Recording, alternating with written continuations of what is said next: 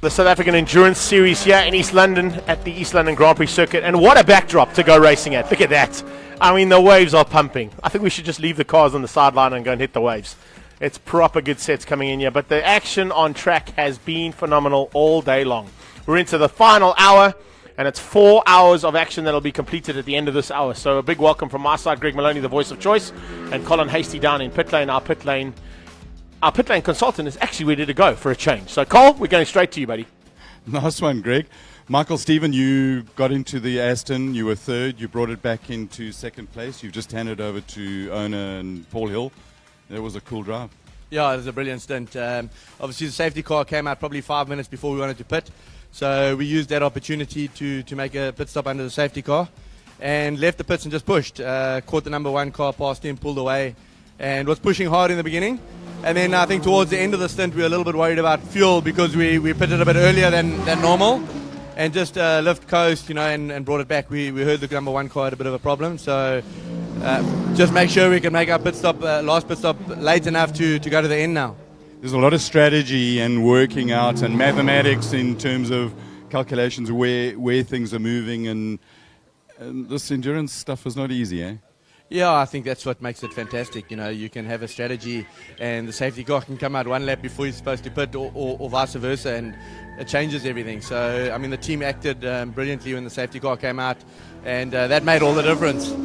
So, in the overall enjoyment of your racing over a last while, seeing that smile on your face, and you're in the car a lot, you're spending a lot of time in the car, you're doing a lot of driving.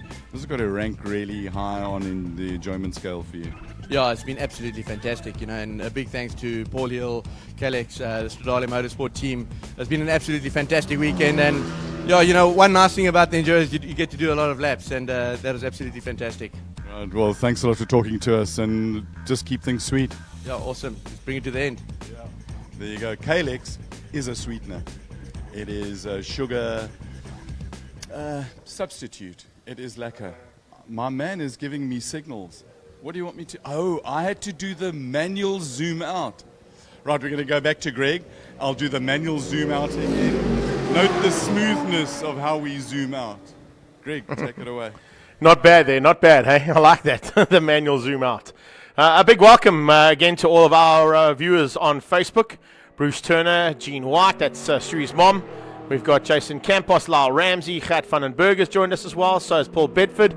And Andrew Horndog is on as well. So Horndog, I believe you were supposed to come and have a chat to me in my studio, buddy. But it's good to see you watching our live stream after climbing out of the car and handing it over to Howard Blake. The top Nash Sport driver is now watching us directly from pit lane on a smart device of some nature. If I know Andrew Horn, it'll probably be the latest Samsung or the latest iPhone product of some nature, because that's how he rolls. He doesn't mess around. He only goes for the big stuff, only the best stuff. You know what I'm saying? The Horn Dog. He's here, and he's having fun. So is everybody else, but I can tell you right now, the fun is no longer as fun as what it was when they first climbed in the cars and had 4 hours to go. They've got less than an hour to play with right now, and now it's a case of getting everything sorted out and making sure they get those cars to the checkered flag and the finish line. Craig Jarvis is behind the wheel of the lead car, and it looks like we've picked up on Andrew Horn in pit lane. So as I was talking about him, he found Colin, and he's gone to speak to Colin and show him what type of smart product he's using to watch our phenomenal feed here on Facebook. So what kind of smartphone have you got? The phone's only as smart as the user. I think I've just had a minor vomit in my throat. Mine's a dumb phone. So therefore, by extrapolation from your previous statement, Yes. if the phone is a dumb phone, what does that make the user? A retard. The correct answer for that multiple choice question was skillful. What do I win? You can come back. Andrew, you've won an interview. Andrew, how are things going? Yeah, well, my stint was good. We did just over 2 hours. The car's perfect. We got up from 17th to 5th overall. That's quite a phenomenal thing with these Nashes. They just keep going and going. But you guys have done some development work to make sure that they work properly on a full tank of fuel. Yeah, I think Matt's worked his butt off on getting the consistency across a stint. You know, to have a car that's fast for 3 laps, either at the beginning or the end, is no good. You know, it's not a sprint race. We need a car that's consistent through a 2-hour thing, especially if you're looking at winning index or something like that. And where do you think you are on the index at the moment? Absolutely no idea. I would think good. We pitted under the safety car, and Howard's times are consistent, and my times are consistent. So yeah, hopefully quite good. And what the plan from now until the end is keep all the fingers closed and tell him to just go like hell. Yeah, we're trying not to talk to him too much. We just want him to stay consistent and not make any silly mistakes or put him under pressure. Who's in charge of the radio here? That's Debbie over there. That's Mrs. Blake. Yes, absolutely. Now, do you think that from a strategy point of view, it's such a good idea to have a driver's wife on the radio? Well, they respond a lot better to female voices than they do male. Turn left now, like in a nice sexy voice. It makes a big difference. And I suppose he's used to listening to all the time anyway. Even when I get on the radio, he says, yes, dear. So I suppose that's all right. But I thought there was something else going on between the two of you. There's a big bromance going on. I don't know how I'm going to recover from that. This is unbelievable. Right, there's in this pit lane that has been so fantastic. Andrew, thank you very much for talking to us, and keep your sense of humor going. We'll see you at the end. We will. The very end, the bitter end, that many in this up and down this pit lane are hoping comes sooner rather than later. Because for once, this pit lane is quiet. It's lekker. That's the way it should be, because racing cars belong on that side of the barrier, not this side. And the other thing about a quiet pit lane like this is that somebody else can talk. He's sitting in a box right on top over there. Patrick, show them. The man in the box. Yeah, we're over here. Don't worry, I can see myself, Cole. Appreciate it. Take it away, Brew. I will indeed. A big welcome to Sean Best. Sean Heidemann, I believe you're here at the track, also watching us on one of your smart devices. Thanks so much for that. Dave White has just joined us too. Thank you so much. That's Stuart White's dad. Lee Phillips has come and joined us all the way from Ile de Marie. Very nice, Mr. Phillips. Good to have you here, buddy. Greg Walker's back again, and so is Sean Best. Too many sharkies in those waves. I don't know. I wouldn't know, Sean, if you've been out in this section. It's down by the old water park. I've always seen it as a really cool spot to go surfing, but if you believe there's sharks in there, well, I might just take a different set of advice. I don't particularly like swimming with those things with big fins. I have swum with dolphins, and I've surfed with dolphins before, but not with sharks. A couple of occasions we've come close to one. But, yeah, if you think it's not a good idea, maybe we'll just stick to the racing that's happening here. And it has been proper good racing so far. Things stay the same, though, at the front end. It's still all about the charge for second place and the ability of that Aston Martin to get away. Now, let me give you an indication. If I can get my crew to pick up on the Aston Martin that's coming down the main straight right now. We've got the two Cobras and the BMW going past Ladner in the Alpha onto the beach straight. But across the line comes the Aston Martin now. The Aston Martin is heading down towards Potters. If I can then ask the crew to go to Cochabana, and that's the bottom corner, turn 4, we'll get to see, there you go, that is the lead car, but just behind it should be the 8-Call 247 Ligier. Now, it's not that one. That, of course, is the Honda. There it is, the 8-Call 247 Ligier. That's coming into Cochabana. Now, just hold this shot if you don't mind, guys. We'll get an indication as to what the break is. And Horn Dog's actually coming and join me here. Here comes the Aston Martin. So you should have in the same shot. There you go. That is the battle for second place right there. Second and third. Second closing in on third place after that 8-Call 247 Ligier has had problems. So it was a great opportunity to show you just how close that gap is. And, I mean, the gap is absolutely nothing. They're both in the complex at the same time. So despite Michael Jensen having a slight advantage in terms of lap times over Paul Hill originally, that's now reversed. So coming into this part of the race, we've definitely got a bit of a change up here. And it's great to see that at the end of almost 4 hours of racing, we're going to be seeing a lot more of this action. We don't have to go to camera, but I am going to bring Andrew Horn into the commentary with me at this point of the race. Hello, Andy, Jake. you've got a whole bunch of cars out there that have had a really tough day in the saddle. And at this point in the race, you cannot afford to make mistakes like some of the guys are making. No, absolutely not. Absolutely not. I think the 8-Call Ligier is struggling with overheating, from what I've heard. Yes, down in yeah, the pit that's lane. exactly it. Yeah, it's been a race of attrition. It's a bit sad, actually. You know, the thing is, like, you take Adcock and Jensen, in any other day, on any other racetrack, they're pretty much an unbeatable duo. And you throw in the likes of Michael Stephen in the first time trying an endurance race. Stuart White in a phenomenal car that showed potential last year that unfortunately had some issues, and now with no issues, lap records twice today. Yeah, breaks it and then goes and breaks his own record again. Yeah. You know, that's a massive factor to take into account. You know, I think what people underestimate is how much stress this track puts on a car. You know, this track, you are flat out for a huge portion of the lap. And I think it just, you know, it really just, it stresses them a lot more than any other racetrack. Yeah. And guys don't factor it into their preparation. You know, some of the cars just aren't designed for it. And they're fragile. Look, I can tell you the preparation that gets done on some of the top teams. They don't hold back anything. I know that Matt particularly works hard to ensure that in any of the sprint races that he gets a chance to test his cars, he'll put those cars in, even if he has to drive them himself. Yep. You know, I look at what he did a couple of weekends ago at Red Star when he was driving the same day that I was riding. It's just amazing how much effort gets put in from all the teams, not only your own team, but that all pays off in the end. You know, because you look at, and I'm not gonna knock Rion Bortmore-Sorrell here, but Rion himself said there wasn't enough preparation done. They need to doing more testing. They need to be spending more time with the car to see what its capabilities are, where things can and can't go wrong. Well, until you've actually been here and done it, and learned your lessons and found your weak points, you aren't going to move forward, are you? So Yeah. I suppose, as hard a lesson as it is, you've learnt and you move forward. Yeah. And you know, Matt does a hell of a lot of mileage with the Ashes, as you say. But you know, I suppose when you're selling a customer car, you want that thing to be idiot-proof. You want that thing to be idiot-proof and bulletproof so that you've got a happy customer. You know, he can just plonk it on the track and away he goes, and he knows he's going to have a good day out. And that's so important. Yeah, and I think that's one of the sentiments you can put behind Nash Sport and the effort they put in, and behind the teams that are running at the front end. Now, we're getting into sort of the last part of this race, and it's as we said, it's been a race of attrition. It's been hard on a lot of cars. It's been hard on a lot of teams. There's a lot of disappointed drivers out there. One probably being Sorrel Fanamo, who didn't even get to sit in the car to have a drive. What is the plan from here on, Andy? What do you need to do as that last driver? I know you've got Debs on the wall there chatting, and Lee Phillips actually jumped in and said, how's it, while we're chatting there, while you were on the phone. You got out the car, climbed on, and saw the footage that we got.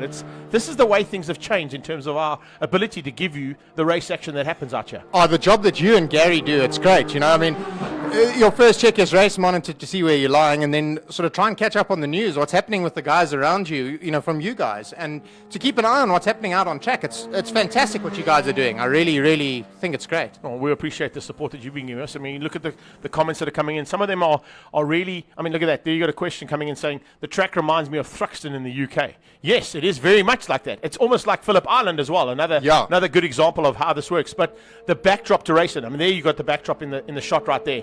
You've got the sea, you've got Wales breaching a couple of minutes ago. We saw a couple of whales out there. And then you've got this iconic Grand Prix circuit that a lot of people don't realize what the history behind this track is. Well, this place is unchanged since the 1960s. You know, it's the same layout that Graham Hill raced here in BRMs and Lotuses. It's absolutely fantastic. And if you think about that lap record that Scheckter held up until only a couple of hours ago was set in the 1970s in a Formula Atlantic. Yeah, it's a good testament to how good a Formula Atlantic was and how powerful those engines were, you know, to hold it for that long.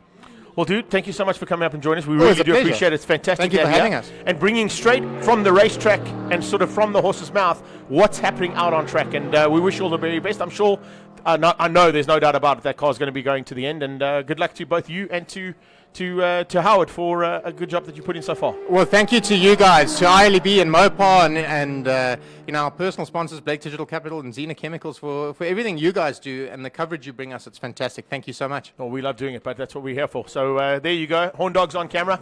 Quick wave out and shout out to all your mates. But Andrew Horn is going to now make his way down back into pit lane and hopefully get his car to the line. That's exactly what we're hoping for. And a big thanks for him for joining us up here for a little bit of insight from the driver's point of view. So we are now looking at some fun and games out on track that's still got to materialize. The BMW seems to be picking up a little bit of pace here, so looking for a chance to maybe close things down. I just want to go to the lap time there. Winterpoor is at the wheel of his own car, closing in on Dean Wilson, who's in the right Motorsport Sports 2000, and Jared Evans. And if I look at the lap times, Winterburg are doing 28s. The cars in front of him are doing 36s, 34s, 40s, 34s, 43s. So the car on the move right now, and well spotted there from Colin's point of view, is Darren Winterburg. He is the man on the move and looking for a chance to possibly get himself up into the top 5. I don't know if he'll make the top 3. That might be a big ask. But top 5 is certainly on the cards there for Darren Winterburg in the Barron's Motorspares BMW. Ahead of Byron Oliver and Brian Martin now in the closing stages. And when I say the closing stages, we are now 3 hours and 20 minutes in. We've got 40 minutes of racing to go. Brian Martin coming out of Beacon a little bit slow. And down the back straight is that BMW. In fact, down the beach straight goes the BMW. Behind him, it is the Oliver Nash Sport. So that's Byron and John. Then it's the 8-call 247 Ligier. And there you can see them coming into the complex now. BMW followed very closely there by that little Nash Sport. But, of course, the Nash Sport's not really in contention with that BM. In fact, he is behind him, so Byron Oliver could possibly give him a run for his money. But if you look at the lap times, Oliver doing 36s, 29s out of Darren Winterburg, 7 seconds off the pace of that BMW, as Winterburg is now starting to push hard. There's two things that could possibly happen here. Either it's going to work, and they're going to get to the line and possibly move themselves up. But as I say that, he peels into pit lane. So that's not according to plan right there. Not if you want to be trying to make up the ground that Darren Winterburg wants to do. And Colin actually picked up on it, so maybe Cole can go and find out why he's having to come in here. This is definitely not part of the strategy there. What we're looking at on track was Darren Winterburg closing gaps down and starting to move into a potential top 5. Now peeling into pit lane, that's not the plan. We'll get Colin down to that pit as soon as we can, but action continues there and continues out on track as well, as the Aston Martin is just maintaining some great lap pace there. Paul Hill just doing exactly what his teammate told him to do. Keep it smooth, keep it consistent. Don't have to go and do lap record pace. 35s, 36s is more than enough because the 8-call Ligier is only doing 44s. So he's already 10 seconds ahead of the pace that he needs to run at, which is more than ideal. So the BMW is down there with Patrick. He's picking up on the action. Maybe we'll get a shot of that. Just waiting for Colin to get down there as well to find out why that BMW of Darren Winterburg has been brought back into pit lane. Cole, down to you. One of the things you need to do is to fulfill your driver times. So the rule is a minimum of 45 minutes, and Darren has done that. And the other thing you need when you're racing is petrol. They needed some of that. And because it's an endurance race, it's got to have more duct tape on it, because we like duct tape, because it's racing and it's lacquer. And Bradley Scorer takes it away. We're going to try and find Darren and have a bit of word with him. They didn't do a driver. They did. Aha. The other thing that you need, and it's a key, is in the name, endurance racing. You need endurance. Darren is down there. Is he? Where is he?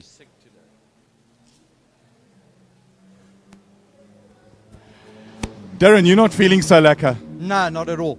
And you got tired, so you've done your minimum drive time and you came in and handed over. Yeah, that's it. I mean, we have to do the minimum 45 minutes, so it's better rather than putting it in the wall. I'm making a few little mistakes now, so I thought it's time for Bradley to get back in. That's hell of a sensitive. And what is it, like flu? No, I had a tummy bug or something. Yeah, diarrhea and vomiting, and yeah, bye-bye. So, yeah, we ended up in the hospital this morning getting on a drip. Anyway, we managed to do what we needed to. You're a brave man with, how can I put this delicately, with an explosive gut to get into a race car. Yeah, no, fortunately we put cement in, so we were okay. And it also helps you harden up. Yeah. Darren, thanks a lot for chatting to us. Thanks a lot. Thanks for all your efforts. Awesome. So there you have it. He's got a runny tummy. He's not feeling lacquer. He did his minimum lap time and give it to the kid and let, the younger guy, Bradley Scorer, he's a safe pair of hands and he can take it to the end. So there's not a whole lot of time left. But it is still a lot of time because every lap counts. And as we talk, the Alpha has a bit of an issue going down the straight. This race is hard. In fact, it's not hard. It is brutal. It has been brutal. And motor racing, sometimes can be a bitch. It's hard. Greg, give us some more track action. Yeah, it really is hard at this stage. If you listen to that Alpha as it came past you, Cole, it's definitely not firing on all cylinders. There's definitely an issue there. So all of the Alphisti that have been watching and praying that the Alpha is going to be making it to the end might be concerned about the slow pace there coming out of the pilot behind that car, Terence Ladner. So he's going to be hoping they can get it back to pit lane and maybe get that issue sorted out. There are a couple of cars that are literally just short shifting, not pushing it to the rev limiter anymore, not going as hard and fast as what they were. One of them is, of course, Brian Martin's car that's coming down the main straight right now, heading down towards turn 1. The other car, of course, down into Cochabana is that very ailing Alfa Romeo, being caught now by the two Nash Sports, as well as from Tony Martin's point of view. And the Alfa doesn't look good. Look at that, it's slowed dramatically down the beach straight. So I think he's going to try and nurse it to the pit lane. Stuart White goes past him. Looks like the Ligier is going to get through as well, of Michael Jensen. And we'll follow that Alpha. Although the Alpha's starting to smoke, that's also a big concern. Alpha smoking, that's a concern about some oil being dropped there as well. I hope he's seen that. We can definitely see it on a shot on our camera. I don't know if it's actual oil or something else, but there's definitely some big white smoke coming out of that Alpha, and we don't want to be dropping oil onto the circuit, not at this point of the race, which could be considerably dangerous for a lot of the cars out there. There's a lot of white smoke coming out of that car. I wonder if he's aware of it. He should be able to see it in the rearview mirrors. Let's see if anybody gets affected by it coming into the complex now. I don't see a line on the ground, and I don't see any slipping and sliding from the cars behind him, so hopefully he's definitely got an issue. But that Alpha has got a massive problem heading up to the top end and now coming to the pit lane. He's definitely going to come into pit lane. He's stuck in 4th gear apparently. That's what we're hearing from pit lane, and Colin will be waiting for him down there, but we'll sort of follow him through to get him into pit lane. And that's not the plan that Ladner or the Alpha team wanted here. They've already lost their 2 top contenders and now looking for a chance to sort of survive the last couple of minutes in this race. That's not easy to do. The Alpha coming into pit lane now. Big white smoke out of the back of it. And, well, as it comes in there, we'll give you down to Colin and Patrick in our pit lane to find out what's gone wrong on that Alpha.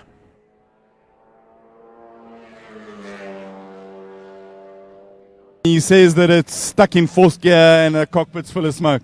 Yeah, not sure. We're going to look now and see what's going on. I'll talk to you later. Yeah, great. And at the same time, yes, it does stink. The smell of gearbox oil. Don't like that. Now, the backdraft is in, but this is not the Tony Martin car, the one that's lying 4th overall. And I tell you what, I have all my fingers crossed and things done like this, whatever, for Tony Martin, because they've had a rough time. And I really do hope that goes. So, right, check out here, guys. This stuff here. Let's just. Oh, yes, it stinks. It's not silica, it's gearbox oil. And there's the smokers inside the car. And he did say that, number one, he was stuck in 4th gear. And I was actually listening to them on the radio, and Freddie said to him, just drive it around in 4th gear, and then the smoke became too much on the inside of the car, and that was it, so bring it into the pits. So the backdraft boys are having issues with their radiator. Brian Martin, you ran out of that battery, you're going to put another one in and go again. Sponsored by Battery Center. It's about getting it to the end. Tony Martin's 4th. You are, come what may, you're going to drag this thing around to the end. I'll get it to the end, even if I have to pull it there. How far can you push this thing, Brian, being the athlete you are? I'm strong. I can push it far. Love that stuff. He'll push it, he'll drag it, and do whatever it takes to get to the end. Let's go and have a check at the Alpha. Normally, when there's a whole lot of gearbox oil lying on the ground, it's not so lekker. And the backdraft is going out. Okay, so we'll leave the oilless Alpha. Having a bit of a chat. What's the story? Giving you a piece of chewing gum as he goes out. There's Brian Martin, a legend of note. Up there is the Janetta pit. There's nothing. I'll tell you what we're going to do. We're going to go and talk to the ginger, because to do the lap time that he did around this track is kind of very, very special.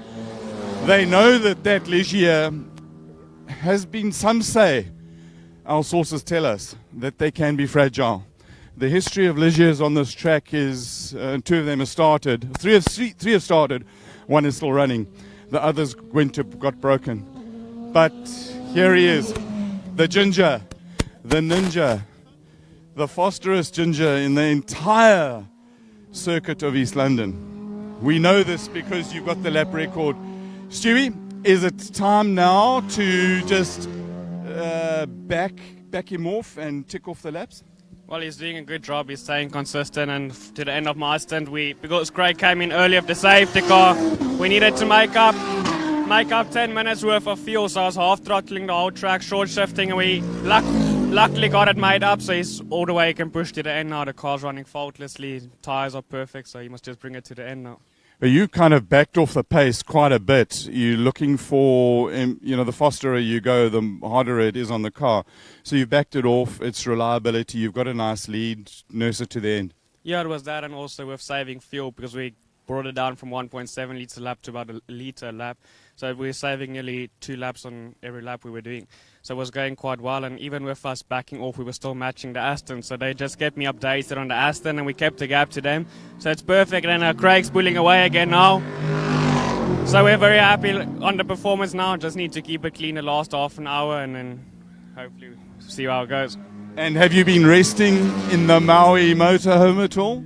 Yeah, I actually just came out of the Maui motorhome, went to have a few minutes in there because it's been quite hot out there, and it's quite physical, this track, driving the Jeanettes off all the bumps. A lot of concentration of the slower cars approaching a much higher speeds, but I really enjoyed it. Thank you to Craig, and Harp Motorsport did a fantastic job all weekend so far. I'm really worried about you out in the sun because it's quite brutal, and as a ginger, have you put suntan lotion on? Of course, when it goes over 17 degrees, the sunblock comes out. And when it's about half an hour after sunrise, then the hat comes on. Yeah, I know for sure. That's standard, always in my bag, a hat and a bit of sunscreen. Good man. Thanks, Stewie. Good luck till the end. Thank you very much. He's got a sense of humor. It's actually very lekker. And I'll tell you where he gets a sense of humor from.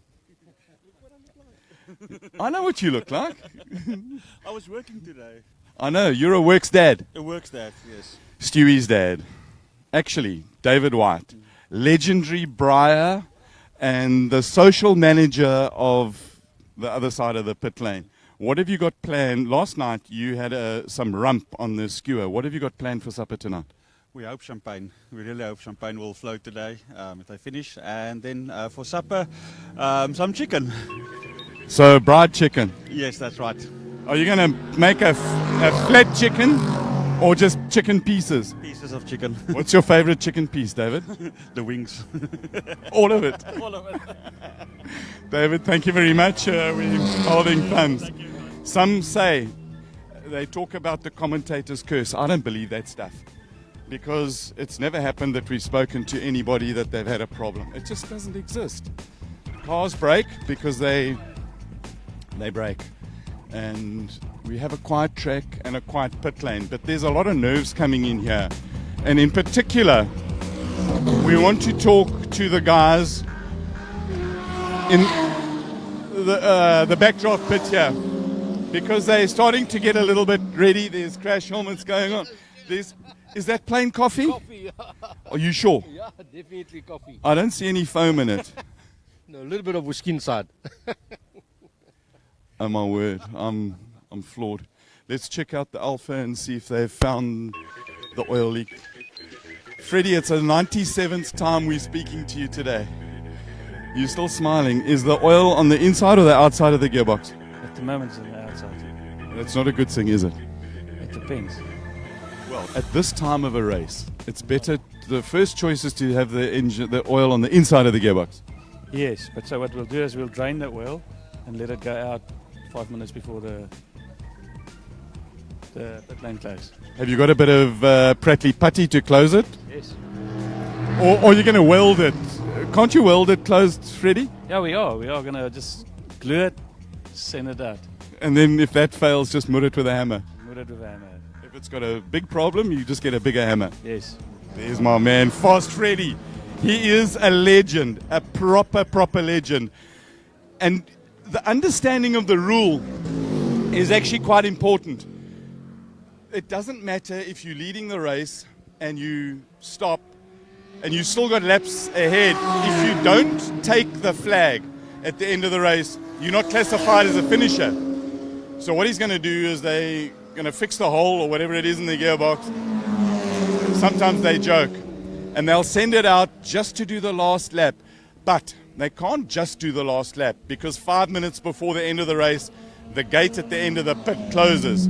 So he's got to make sure he gets out before the gate closes, 5 minutes from the end, and maybe do 1 or 2 laps. And he's got to make sure that he takes the checkered flag. It would be an interesting thing if they came across here and, the earpiece was just breaking up. If they came down here and stopped so that they could pass the finish lane. The voices in my head are saying something. I'm assuming that... right, so we mustn't... Something about problems and features. Sorry, my comms in my ear. My ear's battered and bruised. So that red car is not the one I'm looking for. It's this grey one. The Tony Martin car. I've got my legs crossed, my fingers crossed for Bonzo. He's a Daytona winner, 24-hour race winner. The man's a legend in his... How's that for talking about him? And he arrives and they just come for a pit stop. Put some fuel in it. Bonzo is sweating. He's grafting hard. And it's actually lekker to see. There's a bit of grass on the front where they've been farming. They've got an issue with the car. It's a bit too far away.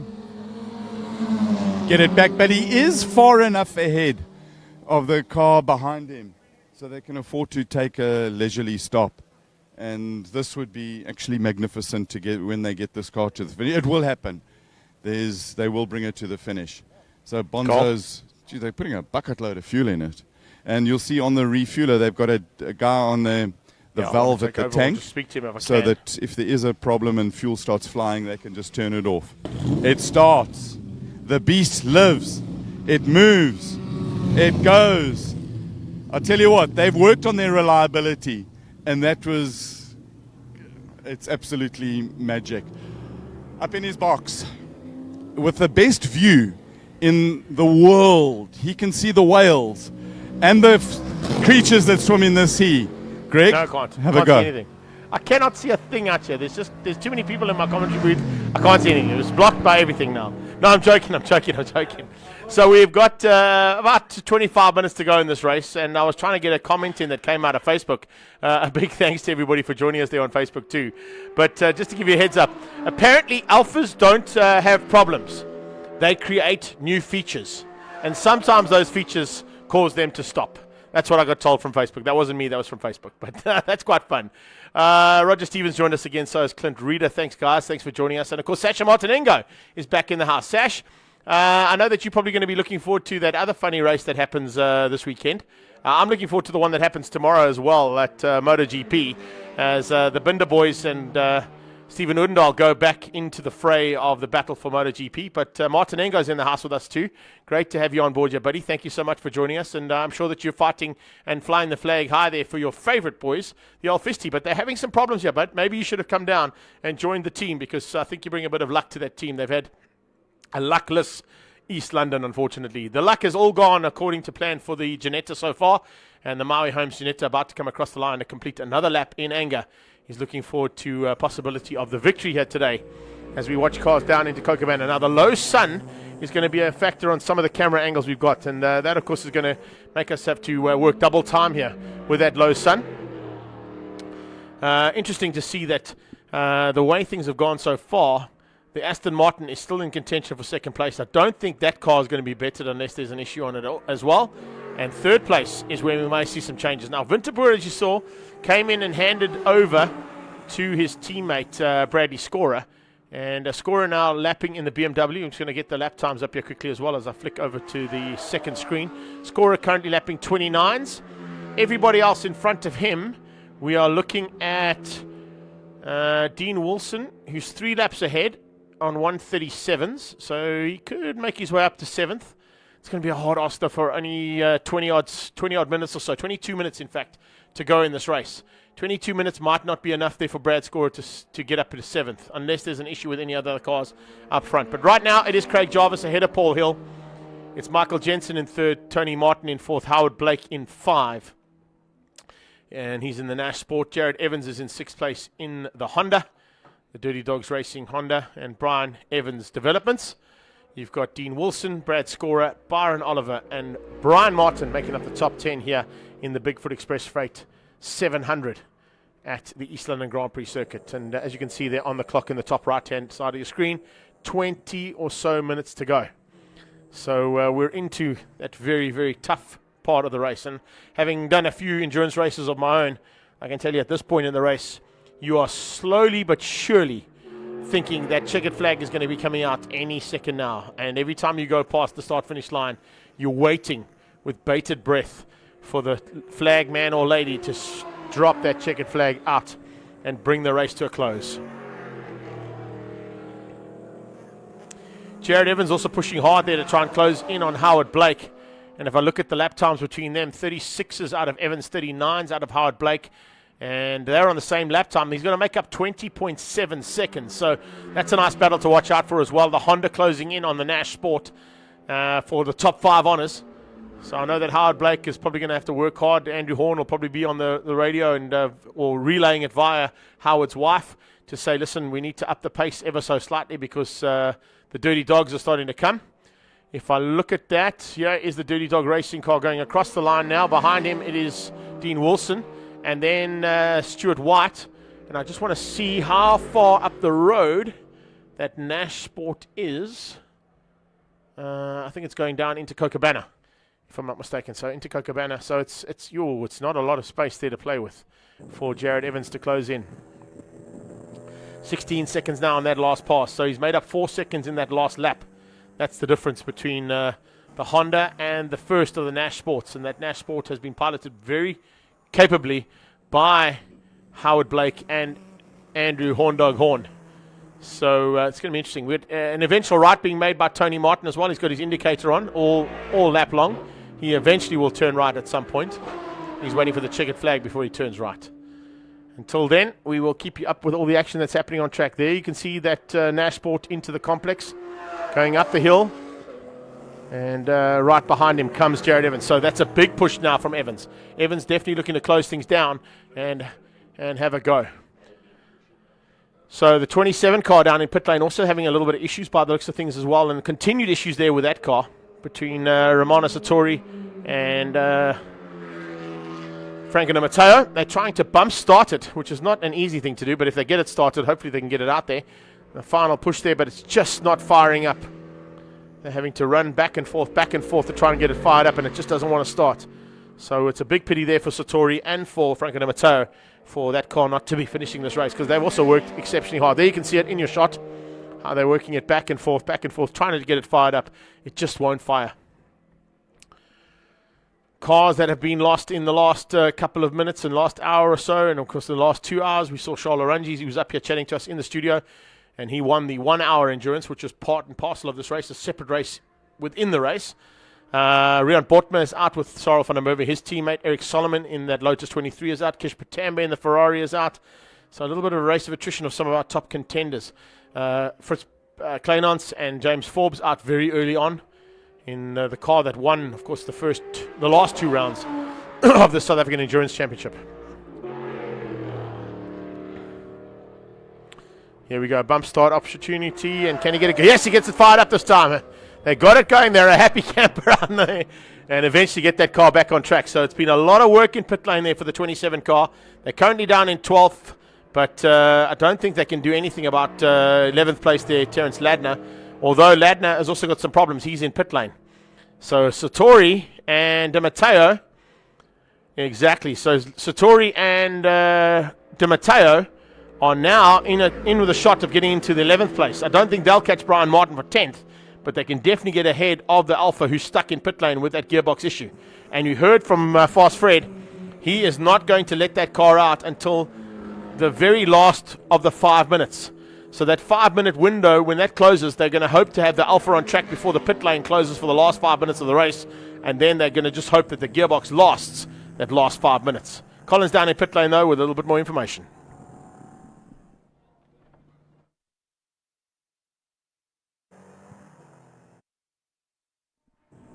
Looks like we lost the link there to Colin, so we'll get that one reset and then go back to him.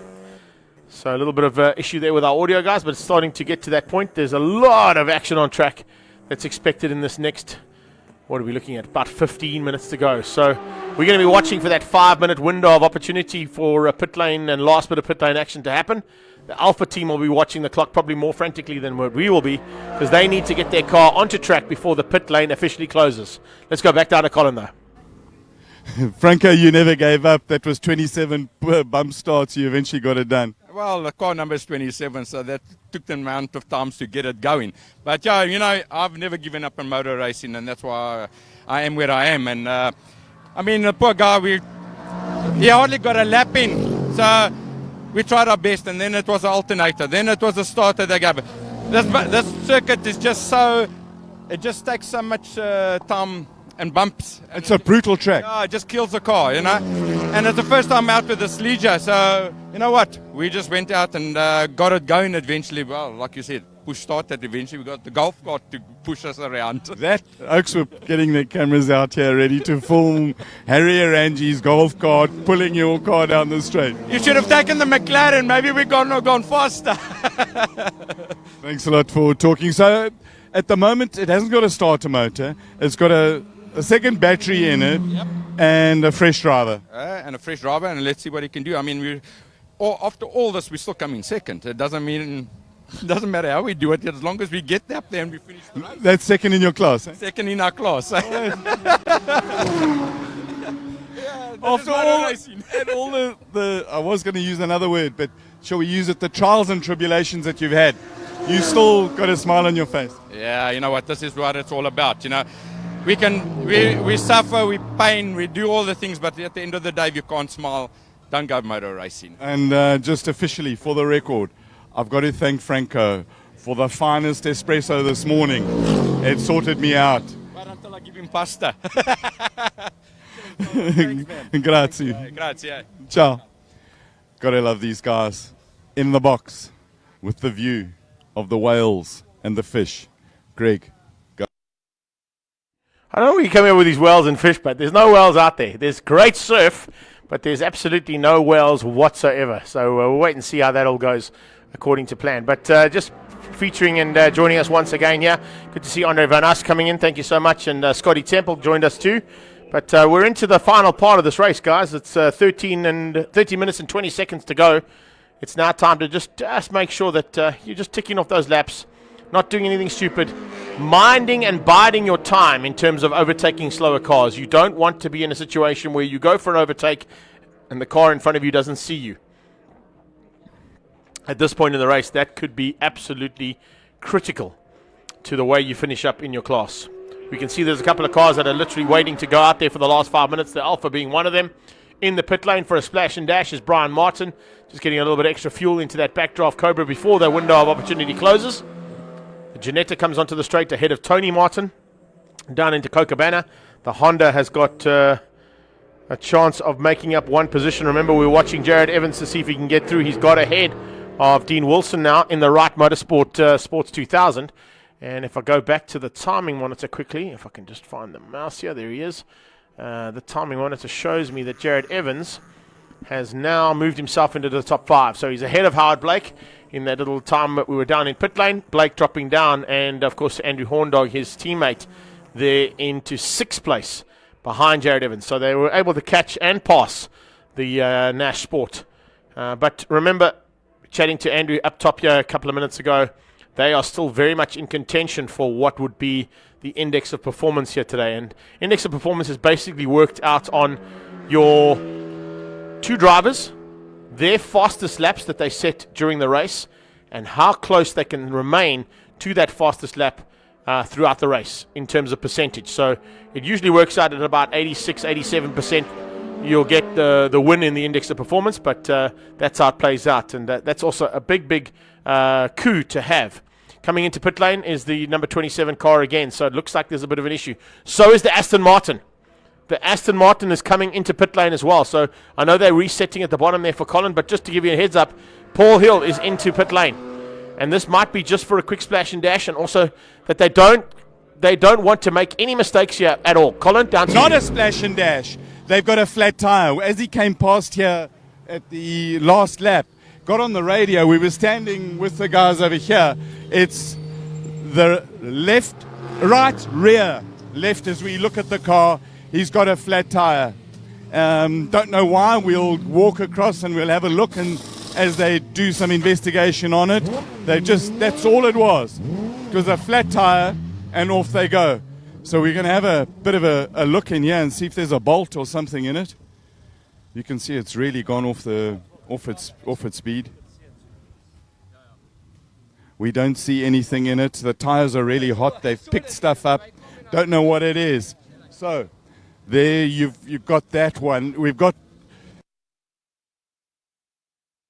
Okay, we lost Colin there for a few seconds, but I think it possibly was an impact puncture, Cole.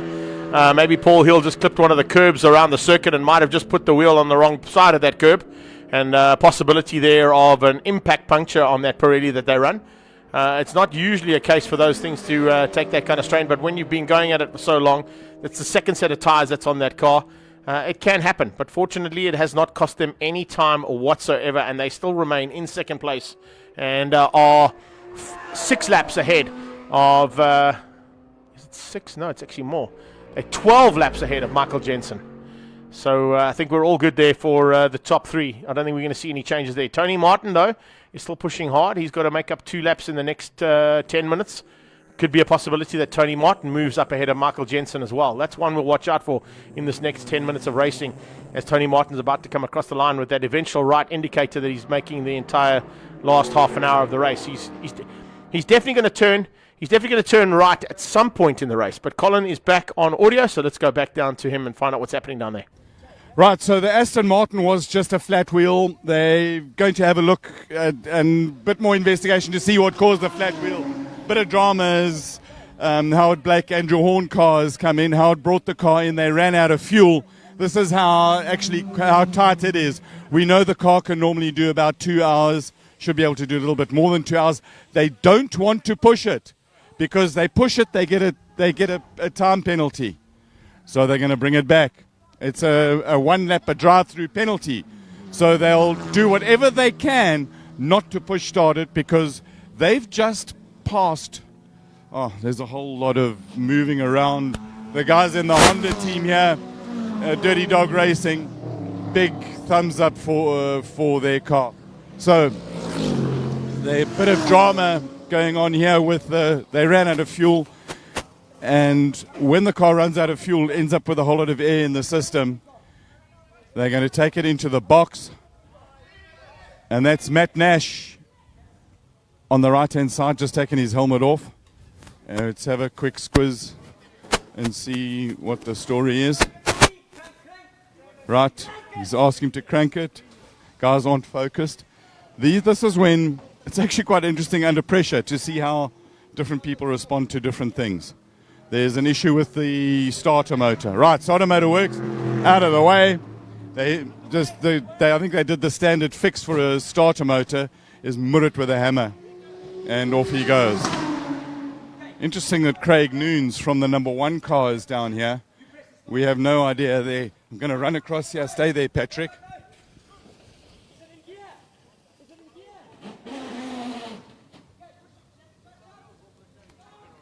Did you get that shouting? Have they got it in gear? And they've got to try and bump start it and get it out of here. Right. Try again.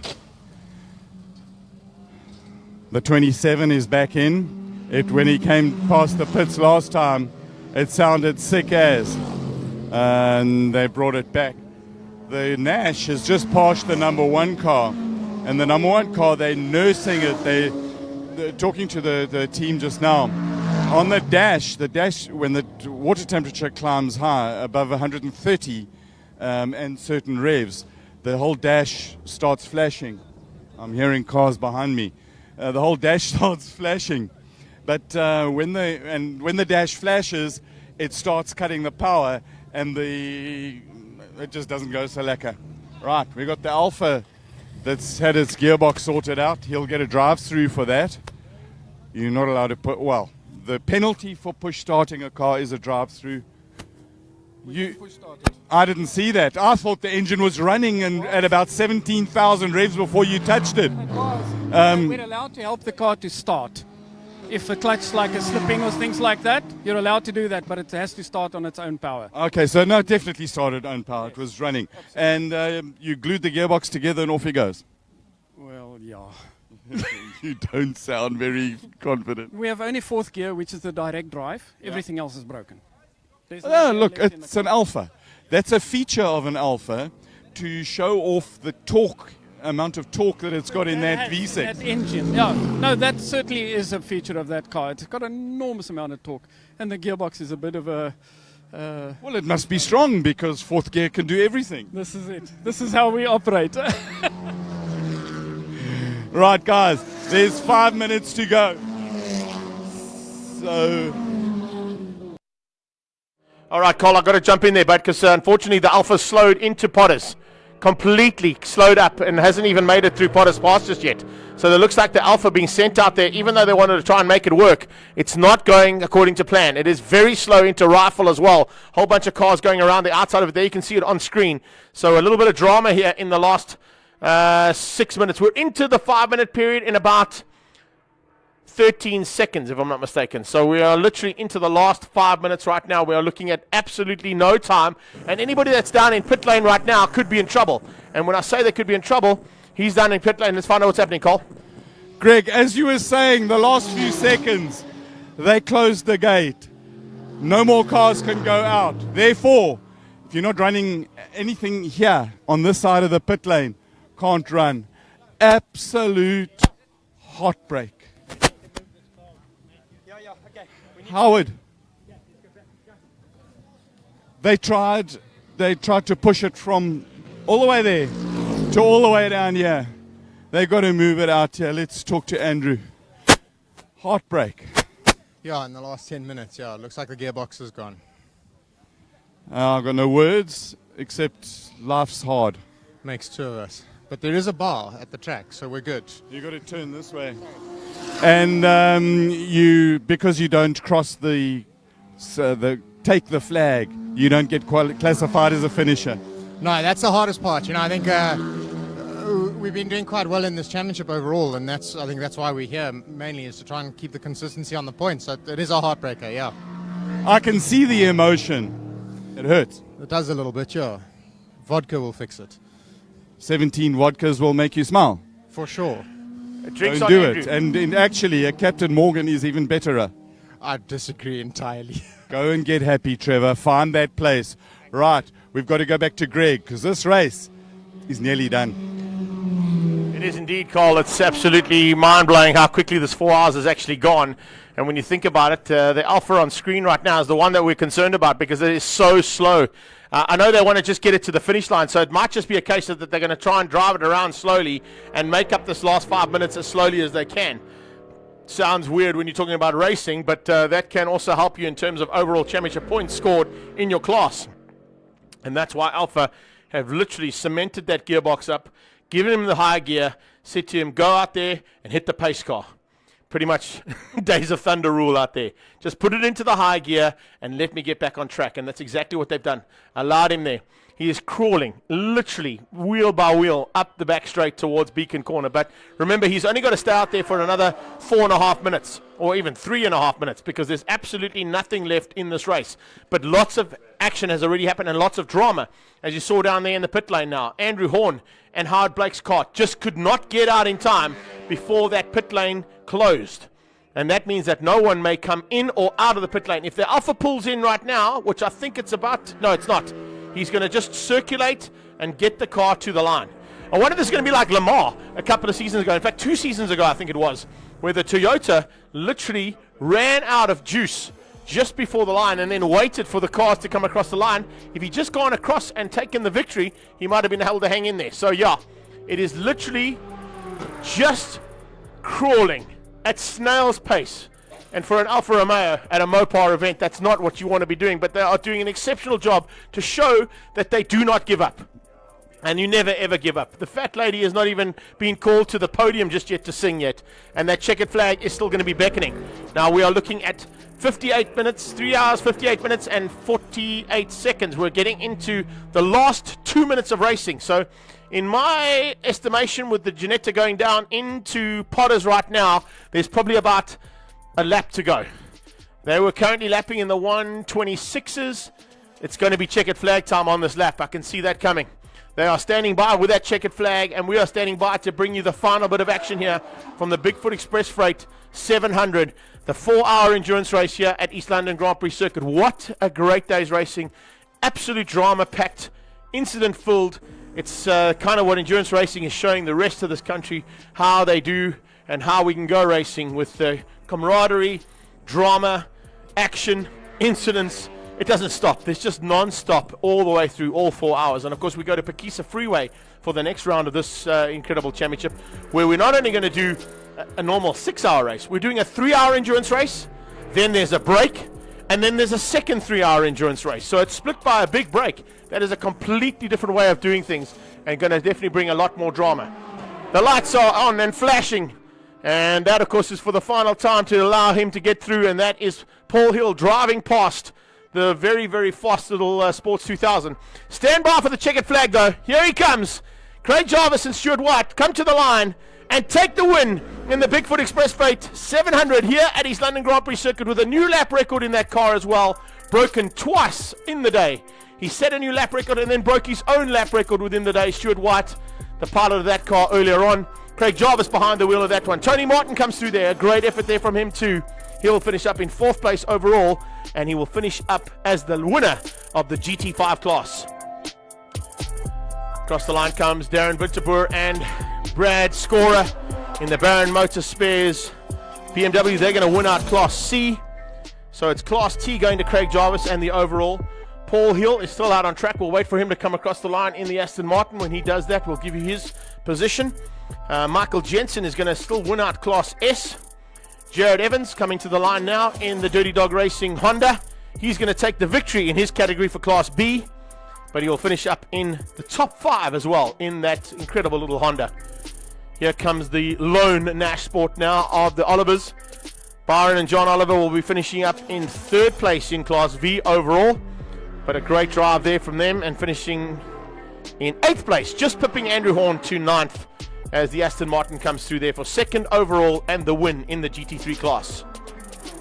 The winner of the Class V goes to Dean Wilson and Gerald Wright. They will take Class V honours, but 6 overall. The Alpha does finish and pulls to the sideline. He will be 2nd in Class C behind the BMW of Brad Scorer. So running through how things finish up, Craig Jarvis taking the win. He's about to peel into pit lane now and get all the accolades down there with his teammate waiting to welcome him back into the pit box. Stuart White doing a great job to partner up with Craig Jarvis for the overall win and the win in Class T. Paul Hill and Michael Stephen take 2nd place overall and the win in GT3. Michael Jensen and Nick Adcock finish up in 3rd place overall, but take the win in Class S. Tony Martin wins out GT5 and 4th place overall. Jared Evans winning out Class B and 5th place overall, ahead of Dean Wilson and Gerald Wright, who come through for the win in the Class Vs. Brad Scorer takes the win, along with his teammate, of course, there.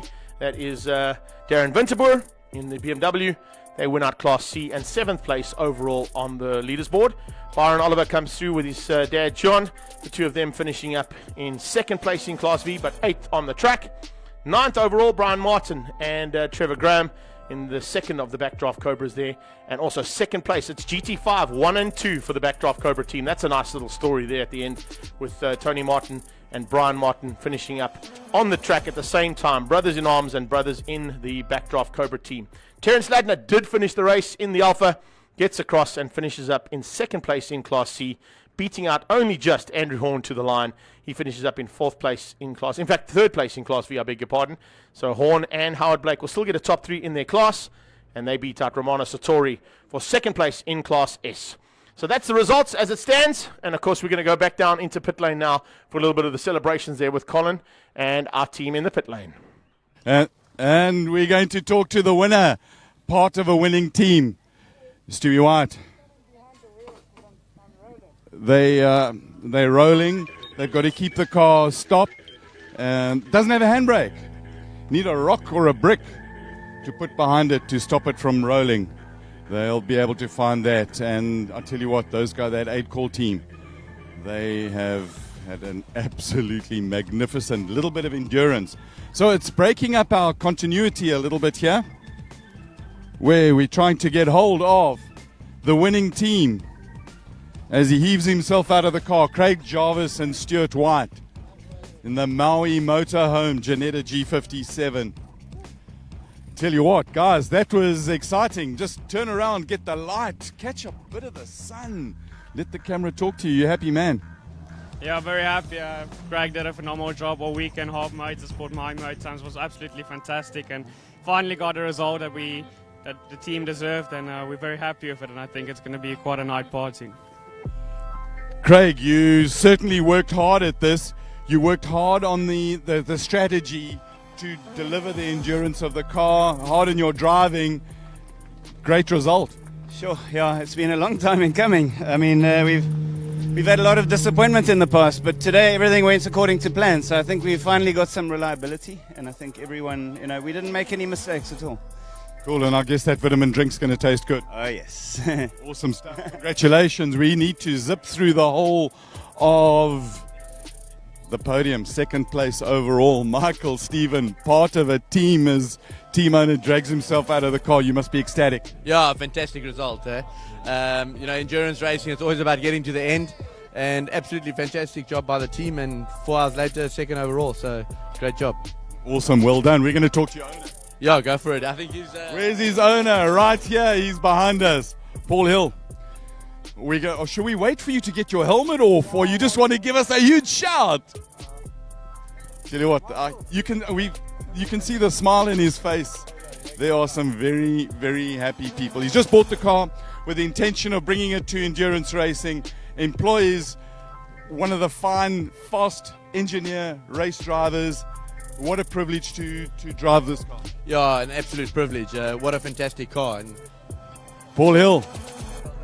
That is unbelievable. It went to plan. You're a happy man. Well, we weren't quite sure about the fuel, so I was coasting Potters and Rifle, just conserving, and somehow I've managed to get 14 litres better consumption in an hour than Michael. So I wasn't quite sure if I must push it at the end or not, but amazing car, amazing team, amazing Michael. He made up a lot of time for me. Appreciate, because I'm really not on his pace. Got the car home. And I guess you're going to have a bit of a celebration tonight. Michael and I discussed it, and we think we'll have a Lucasade each. Or 17. Yeah, all 17 Lucasades, because I tell you what, I'm dead. It was amazing. They came down 10 minutes, I'm checking the fuel, came down 5 minutes, checking the fuel. And he says, you got 1 minute, slow down. It's like, what? What are you going on about? Slow down. Okay, I obviously didn't hear properly, so I just pushed a little bit hard on the last lap. Awesome, well done. Excellent, thank you very much. Thanks a lot for sharing with us, Mike. We'll talk to you a bit later upstairs. Yeah, thanks for a great job as always. Awesome. And talking about nurses, where's the chief nurse? The chief nurse. That was Michael Jensen, you nursed your broken baby home. It was a long hour and a half, or 2 hours, I don't know. Luckily the team were giving me time, so we were slowing more and more down as we realized where we would end in the end. So we were doing 155s in the end. Who thought that you would go that slowly in order to come this high up to finish on the podium? Colin, as I always say, you have to finish to score the points, and if you want to win the championship, you have to do things like this. So what was it doing? The dash was coming on. Water temperature, so we're constantly getting the alarm. So as soon as you hit 110 degrees, you just have an alarm on, and then you have to lift and slow down. You better, and that's what counts. You better go and talk to your wife. She hasn't got any nails. She's bitten them all off. I'm sure. Thank you. And where's Nick Adcock? There he is, the smoothest, the silver fox, the wily man, Nick Adcock. That was a bit of nursing by Michael Jensen. I hate races like this. We want to go flat out, start to finish. And nursing a racing car is not a pleasure. So he did well to finish. Very, very pleased for him. and we got third, so that extends our championship lead. So I suppose you could say it's not too bad a day at the office. Although I'm disappointed that we couldn't race harder. We wouldn't have been the Ginetta, but you could have certainly come second. Anyway, there we go. We're enjoying it. Uh-oh. We got to get out of this champagne, because the smell of that, it will destroy your carefully styled look. Thanks a lot for... Happy people in this pit lane. It's good. That's what motor racing is all about. Dude, how was that? Unbelievable, eh? Not too bad, eh? That was pretty tasty. I'm going to tell you something. That was one of the best races we've had in a long, long time here at East London Grand But Prix. drama, eh? Non-stop, like literally from the word go. We had 3 cars in pit lane. We had cars that had to change engines twice. We had to change gearboxes. We had to change a whole bunch of things. We had cars come in and make a plan. I mean, the Alpha came in and literally made a plan, and that's what this is all about, is to get the opportunities to go out there and do what these guys love doing, give us entertainment of note that we put on onto social media, and create some more hype around South African motorsport. Absolutely brutal race, but the day's racing is not finished. We've got some other cars, fine cars, going out for races, and that just about wraps it up from us. I tell you what, I've walked. I've had great fun in the pit lane, and there are whales. No, I saw them. No, we did. I did see them. I basically got to see a And couple what of did you say to them? I just said hi. It's my brothers in arms there. But yeah, from my side, Greg Maloney, the voice of choice, and on behalf of Colin Hasty and our whole Pro Visual team and the ILEB team, we hope you enjoyed all the action here today. It's been phenomenal. We've still got some sprint races to do here, so the people that are still here at the track have got some entertainment still to keep them going for the rest of the afternoon. But from our side, I'm very happy. And I actually just want to say to all of the pit lane, all the drivers, the mechanics, the dudes, the people who make this race happen, thank you for allowing us in your space. You guys make it. And to you oaks on that camera over there, there's my man Patrick from us. Be lekker, be safe, have fun. See you next time. We out of here. Cheers. Motorbomb.